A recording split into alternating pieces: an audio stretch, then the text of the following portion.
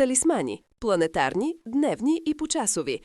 Искането на потребителя акцентира върху създаването на талисмани. Хигромантията е наръчник по талисманична магия par excellence. 7.1. Планетарни талисмани.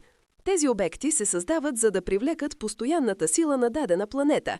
Те обикновенно са метални дискове или пергаментови квадрати. Метод. Върху тях се гравират символите, карактерес на планетата и имената на съответните ангели. Цел.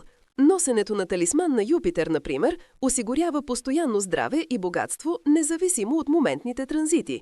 7.2. Дневни и почасови талисмани. Това е по-специфична категория, която изисква дълбоко познаване на астрологичните часове. Дневни талисмани. Създават се в деня на планетата, например, неделя за Слънцето, и са валидни за по-кратък период или за конкретна цел, свързана с темите на деня. Почасови талисмани. Това са най-ефемерните, но и най-прецизните инструменти. Създават се в конкретен час, например, третия час на вторник, за незабавно действие, например, да спечелиш конкретна битка или съдебен спор в този момент. Тъй като влиянието на часа преминава бързо, талисманът трябва да се използва веднага.